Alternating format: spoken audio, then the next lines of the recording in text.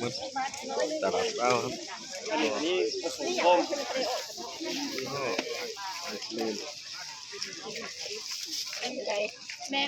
50 ตัว 50 บาทบ่โดดถุงยังบาทครับถุงยังบาทครับ200จ้ะกินนูน100 110ก็ได้110อันนี้เป็นถุงนะ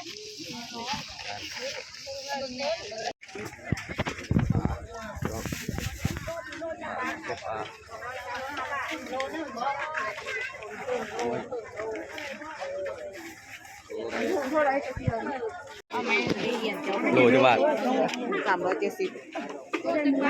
ไข่ก็เอาอยู่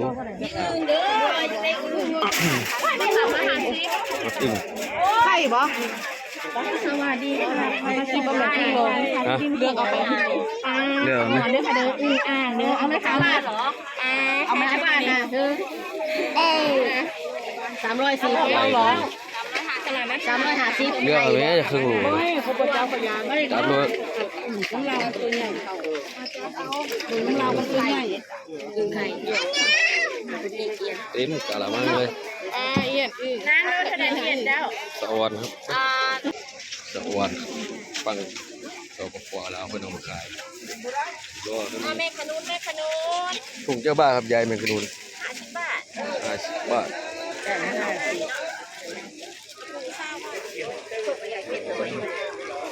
ไปเลาะกันต่อครับ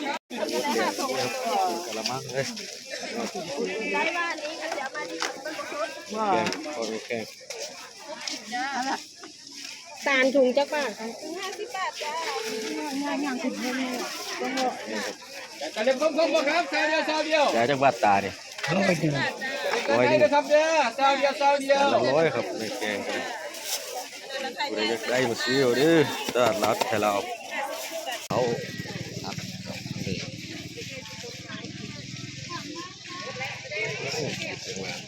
เขาแกงกระแซะแกงกระเนื้อ โอ้ติดใหญ่เลย100เลย แกงกระแซะมีแกงมีการนัวแปรไปแล้วไอ้จักบาทเนี่ยแปรมันเรือไข่40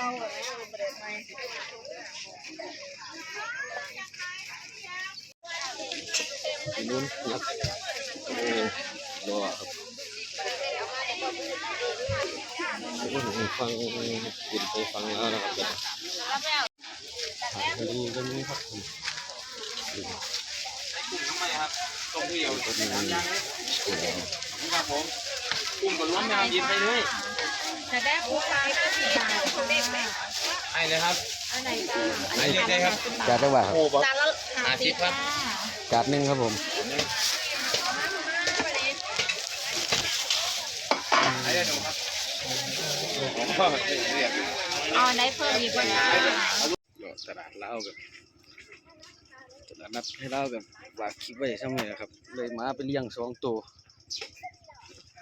มาหน่อยไปเลี้ยง2 ตัว